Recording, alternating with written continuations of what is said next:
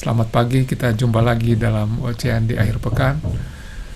Dan tajuk kita hari ini tentang memuji Tuhan atau bersyukur kepada Tuhan.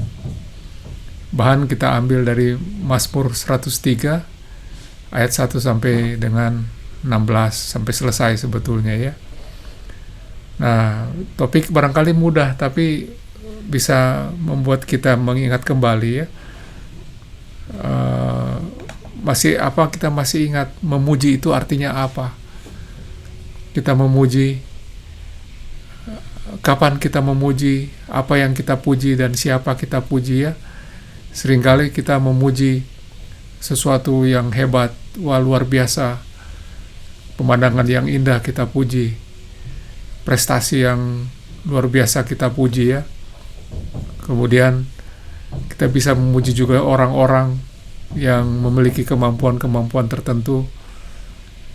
Bisa juga kita memuji diri kita sendiri. Kita ingin supaya kita dipuji, maka kita mungkin posting sesuatu yang istimewa atau foto yang paling bagus supaya orang mengatakan kamu hebat, kamu luar biasa.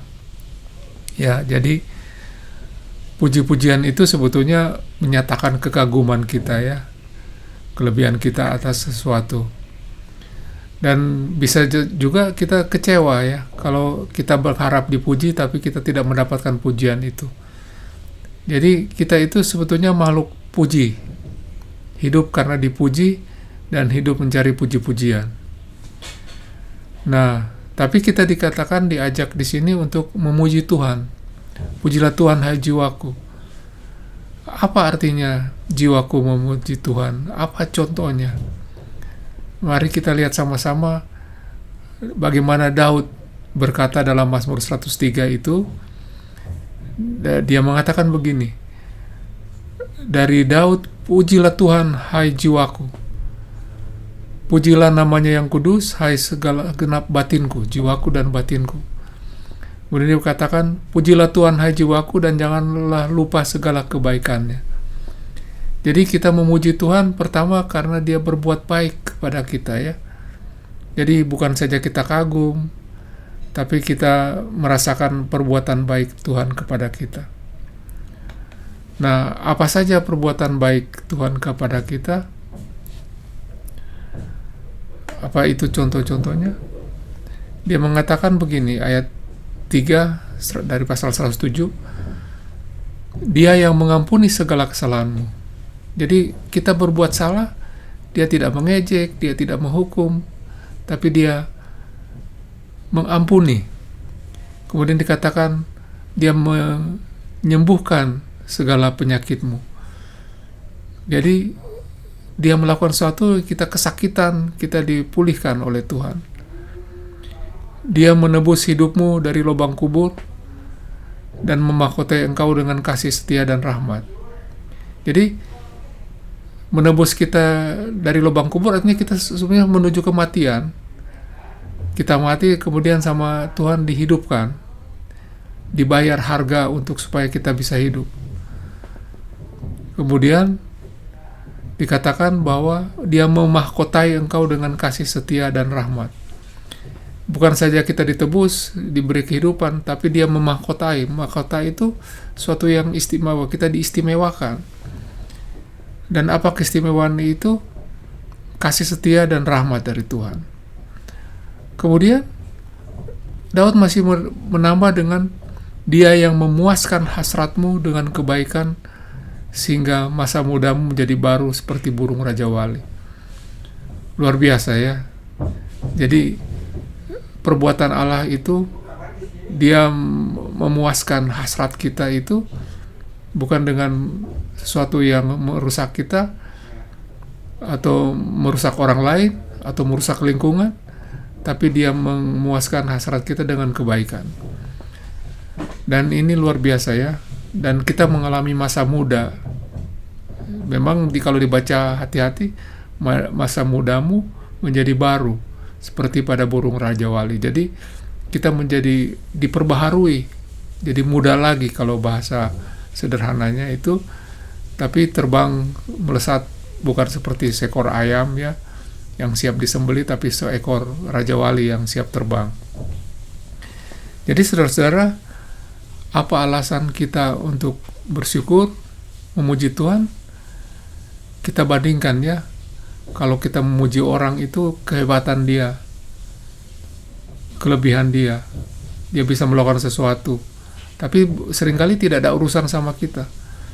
Tapi Daud mengatakan, aku memuji Tuhan pertama karena kehebatan Tuhan itu berbuat baik kepadaku. Dia melihat kelemahanku dan mengampuninya.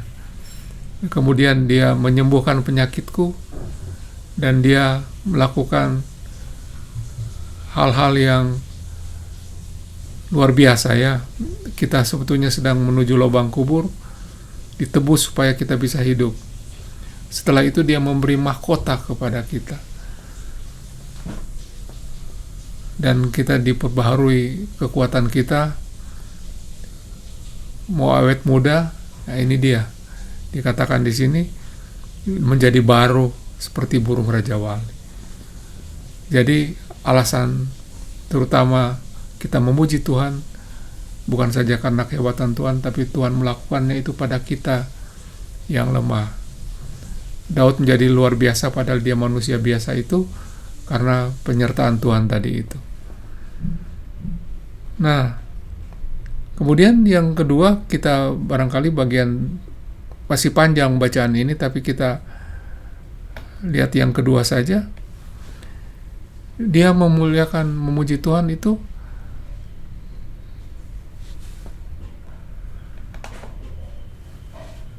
karena karakter ya.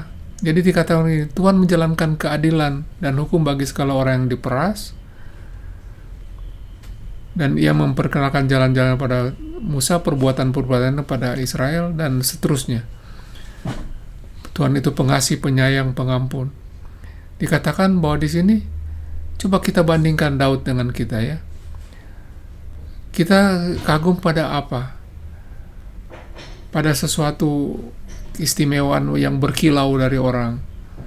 Tapi Daud kagum kepada karakter yang adil ya, dan menjalankan hukum, melindungi mereka yang lemah, yang tidak berdaya, itu dilindungi oleh Tuhan.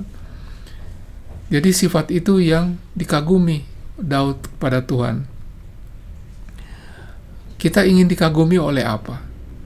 Seringkali oleh tampilan fisik, kekayaan, kemampuan berbicara, kemampuan yang melebihi orang lain.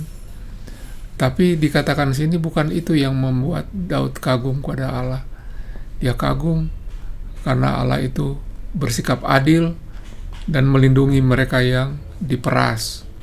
Dikatakan orang yang diperas itu dilindungi oleh Tuhan.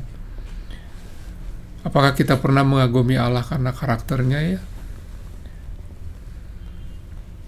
Dan lebih dari itu, kalau kita lihat lagi, Daud mengatakan Tuhan itu penyayang dan pengasih, panjang sabar dan berlimpah kasih setianya. Penyayang, pengasih, panjang sabar dan berlimpah kasih setianya. Tidak pernah ia menuntut dan tidak untuk selama-lamanya ia mendendam. Tidak lakukannya pada kita setimpal dengan dosa kita, dan tidak dibalasnya kepada kita setimpal dengan kesalahan kita. Tapi setinggi langit dari bumi, demikian kasih setianya atas orang-orang yang takut akan Dia, dan sejauh timur dari barat, demikian Ia menjauhkan kita dari pelanggaran kita. Wah, jadi ini berbicara tentang karakter Tuhan ya. Dia pengasih dan penyayang, mudah memaafkan, mudah mengampuni. Kalau dia bersikap adil, dikatakan tadi dia adil, tapi kalau adil dia harusnya setimpal ya. Hukuman dia tidak tertarik untuk menghukum kita dengan setimpal. Dia menganggap kita anaknya itu, dan dia ampuni kesalahan-kesalahan kita. Jadi apa kita pernah memuji sifat yang tidak menuntut, Memuji sifat yang tidak menendam. Seringkali kita merasa harus kita balas ya perbuatan dia itu supaya kita puas. Dan kehebatan kita itu dari kemampuan kita melakukan pembalasan itu. Tapi itu tidak menjadi alasan Daud memuji Tuhan. Tuhan tidak dipuji karena dia membalas, padahal sebetulnya itu adil ya, dia melakukan pembalasan. Tidak, dia dipuji karena dia mengampuni. Barat dari timur itu artinya tak terhingga jauhnya. Jadi pelanggaran kita, kekurangan-kurangan kita itu dijauhkan, seakan-akan tidak ada. Nah, menjadi pertanyaan kita, apakah kita juga begitu kepada orang lain? Kita mengampuni dia, dan kita juga tidak melihat kekurangan-kekurangan dia. Masih banyak lagi ya, tapi kita senang sekali bisa belajar bahwa Daud memuji Tuhan itu karena apa perbuatan baik yang dia lakukan pada kita, dan karena karakternya yang istimewa, yang adil, dan juga penuh kasih. Nah, kalau kita itu memuji, pujian yang tulus itu kan kita meniru yang kita puji itu. Kita tidak bisa memuji kita sendiri tidak mau melakukannya. Kalau kita melakukan seperti itu, pujian kita tidak tulus. Tapi pujian yang tulus itu adalah kita melakukan apa yang Tuhan lakukan itu. Kita anggap itu istimewa, jadi kita tertarik untuk melakukannya. Dan yang terpaling penting itu adalah kita hidup dari puji-pujian. Tuhan bersemayam dalam pujian, itu artinya Tuhan tinggal dalam satu rumah, yang rumah dibangun oleh puji-pujian. Jadi lingkungan hidup bagi Tuhan itu puji-pujian. Kita sendiri puji-pujian, bukan berarti Tuhan butuh dipuji, tapi Tuhan mengatakan bahwa yang perbuatan terpuji itu yang paling penting ya dalam kehidupan kita. Kita baru benar-benar hidup kalau kita melakukan perbuatan-perbuatan terpuji. Nah, kalau kita melakukan perbuatan terpuji, maka kita ikut dipuji oleh orang.